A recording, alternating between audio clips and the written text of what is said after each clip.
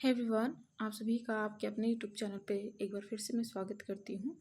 जैसा कि आप सभी को पता है कि हम जो है एमएससी जूलॉजी जो इग्नू से आप कर रहे हैं उसके लिए पहले प्रीवियस क्वेश्चन लेकर आ रहे हैं। आप यहाँ से नेचर ऑफ क्वेश्चन जानेंगे कैसा आ रहा है, उसके साथ इसी को एनालिसिस करते हुए हम गेस्ट पेपर भी प्रोवाइड कर रहे हैं।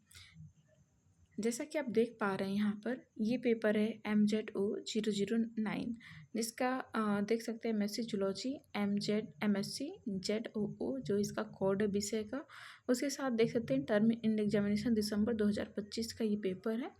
क्योंकि अभी जो है मैं बार बार ये बोलती हूँ कि एमएससी जूलॉजी का कोर्स 2024 में लॉन्च हुआ था, तो जनवरी 2024 में लॉन्च हुआ था। तो उसका फर्स्ट ईयर का एग्ज़ाम जो हुआ था सेकेंड ईयर का जो एग्ज़ाम हुआ था दिसंबर 2025 में हुआ था। इसीलिए सेकेंड ईयर वालों का जो क्वेश्चन पेपर है बहुत ही कम अवेलेबल है। कम क्या, एक ही जो है क्वेश्चन पेपर अभी तक अवेलेबल है, इसीलिए इसका एनालिसिस करना भी बहुत ज़्यादा डिफ़िकल्ट हो जाता है। उसके बाद जो है क्वेश्चन को सेलेक्ट करना पड़ता है कि किस क्वेश्चन को आप तक पहुँचाया जाए ताकि वो एग्ज़ाम में आपको देखने को मिले।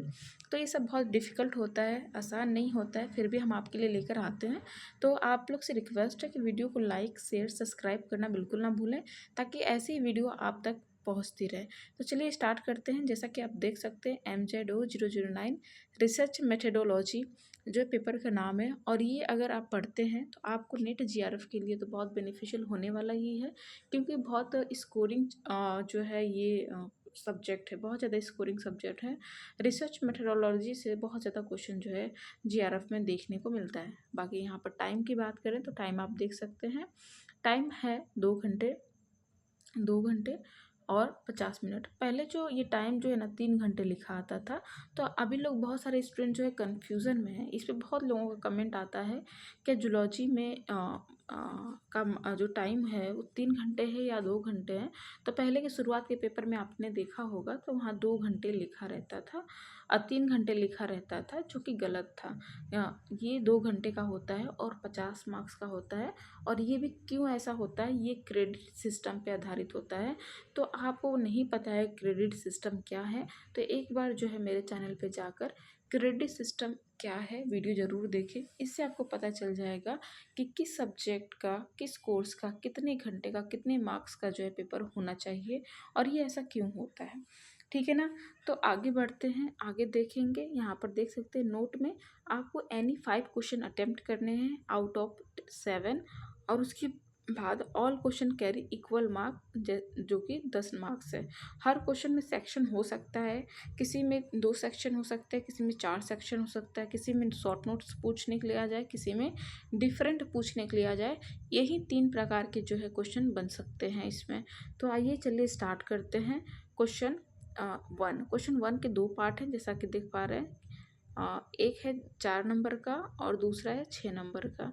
पहला आप देखेंगे, distinguish between structure and unstructured method of observation in research.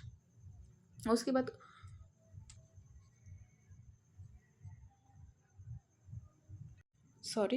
देख सकते हैं यहाँ पर क्वेश्चन सेकेंड है, 1 का बी है, डिस्कस 1 का बी देख सकते हैं, discuss the different factor that need to be consider for developing a sample design. ठीक है, एक क्वेश्चन देख सकते हैं, कुछ 6 नंबर में, एक में 4 नंबर को लिखना है। ये भी क्वेश्चन रहता है कि हम कितने पेज में लिखें, तो इसके लिए मैंने वीडियो बना रखा है बाकायदे कि आपको लिखना कैसा है। तो मैक्सिमम एक क्वेश्चन का जो आंसर है आप 3 पेज में क्या है लिखने की कोशिश कीजिएगा कि एक पेज अगर 10 नंबर का है तो कम से कम आप 4 पेज तो लिख ही दें 10 नंबर में। ठीक है ना, 2-2 पेज कर 5-5 नंबर का आ जाएगा। ठीक है ना। तो आगे चलते हैं, देख सकते हैं क्वेश्चन नंबर 2 है, 2 का ए है, ये भी 2 पार्ट में डिवाइडेड है, एक 4 नंबर का, एक 6 नंबर का होगा। देख सकते हैं, mention the desirable qualities that fulfil good research.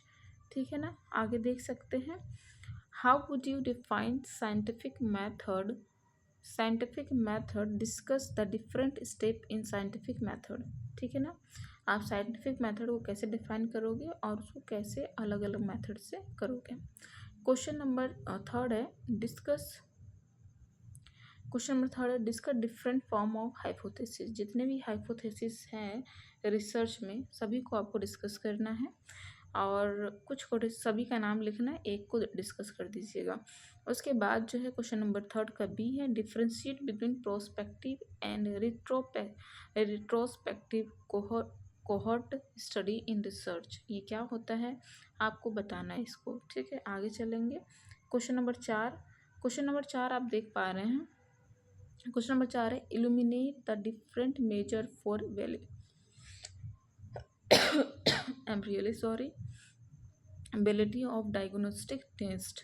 Question number 4 का बी है यहाँ वैलिडिटी ऑफ डायग्नोस्टिक टेस्ट को कैसे डिफरेंट मेथड से मेजर करते हैं उसे इन्यूमरेट करना है आपको, ठीक है ना। उसके बाद क्वेश्चन नंबर 4 का बी है distinguish between cluster sampling and multi stage sampling.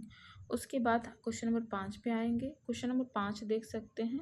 Question number 5 से elucidate the different issues of correlation study in research। Question number 5 का बी है describe the different scale of data measurement.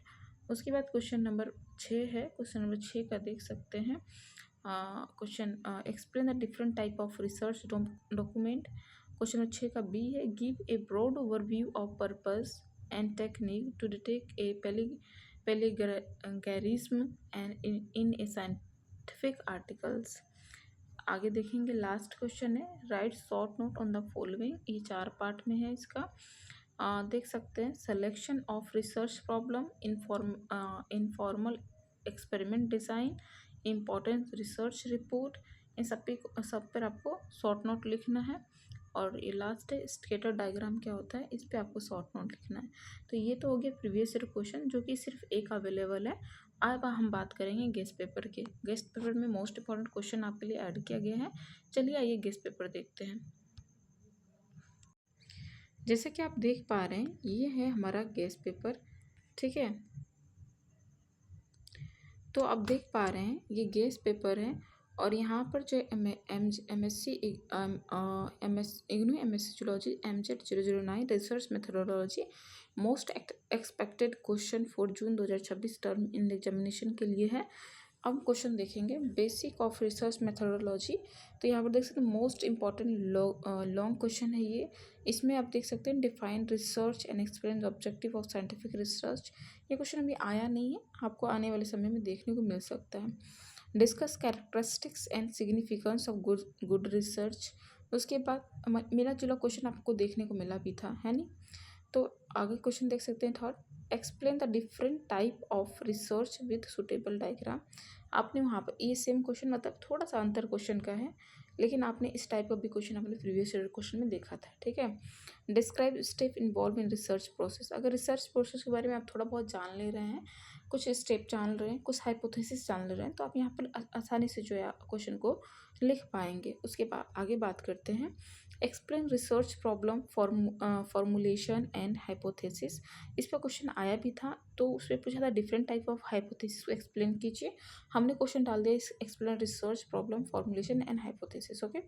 अगला question देख सकते हैं discuss the quality of different of good researcher. क्या हो सकती है quality, discuss the qualities of good researcher. अलग अलग क्वालिटीज़ क्या हो सकती हैं उसको आप क्या करना है एक्सप्लेन करना है। उसके बाद आप देख सकते हैं explain ethical issue in biological research. ये शॉर्ट नोट है, इस पर आप जो इन सबको आप देख लेना, हो सकता है आने वाले समय में आपको देखने को मिले। बाकी यूनिट सेकेंड में देख सकते हैं highly expected question explain research design and importance, discuss exploratory descriptive experimental and research designs. Question number 3 है discuss method of sampling in biological research, differentiate probability and non probability sampling. उसके बाद discuss the merit and limitation of random sampling, explain the method of data collection, describe the observation and interview method in research. आगे देख सकते हैं ये कुछ diagram के साथ कुछ चीज़ें जो एक्सप्लेन की गई है, इसको आप देख लेना। उसके बाद क्वेश्चन देखते हैं। अगला क्वेश्चन देख सकते हैं डेटा कलेक्शन वाले में चैप्टर से जो है क्वेश्चन है explain the primary secondary data with example. Most important question है, ये आने की पूरी प्रोबेबिलिटी है इसकी। Describe the method of data presentation. उसके बाद discuss the measure of central tendency, उसके बाद explain the standard deviation and variance. इस पे भी क्वेश्चन आपने देखा, अभी आया नहीं है तो हो सकता है देखने को मिले। हालांकि आपको ये बायोस्टैटिक्स वाले में और बायो इन्फॉर्मेटिक्स में इसका क्वेश्चन आता ही आता है, ठीक है।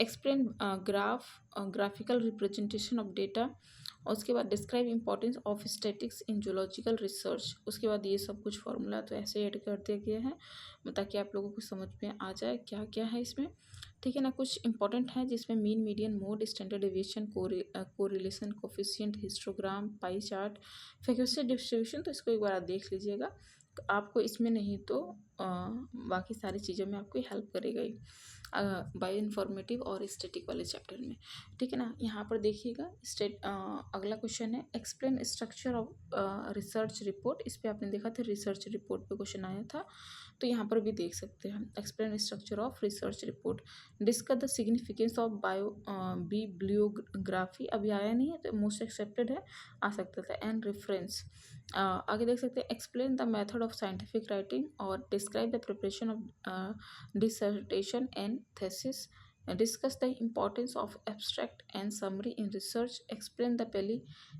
plagiarism। इस पे क्वेश्चन आया हुआ है and its consequence, write short note on citation and referring styles। बाकी यहाँ पर कुछ शॉर्ट नोट है, देख सकते हैं, ठीक है ना। प्लेगियरिज्म क्या होता है इस पे देख लीजिएगा। बाकी मोस्ट इम्पोर्टेंट टॉपिक जो है सैम्पलिंग है, ऑब्जर्वेशन है, कोरिलेशन है, रिग्रेशन है।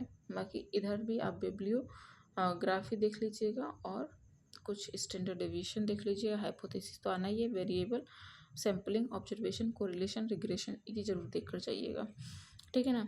तो ये था, कुछ क्वेश्चन थे, ज़्यादा तो नहीं थे, लगभग 30 क्वेश्चन के आसपास आपको देखने को मिले होंगे और ये मोस्ट इम्पॉर्टेंट क्वेश्चन है और इसी से आपको जो आने वाले एग्ज़ाम में कुछ क्वेश्चन देखने को मिलेगा। तो आज के लिए बस इतना ही। अगर आपके लिए वीडियो हेल्पफुल रहती है तो वीडियो को लाइक शेयर करना बिल्कुल ना भूलें। और ये क्वेश्चन आपके लिए कितना हेल्पफुल रहता है वो तो एग्ज़ाम के में क्वेश्चन देखने के बाद ही पता चलेगा, लेकिन मेरी गारंटी है कि आप इस क्वेश्चन को करने के बाद पास आउट ज़रूर हो जाएंगे, ठीक है ना। तो आज के लिए बस इतना ही, धन्यवाद, बाय बाय, टेक केयर।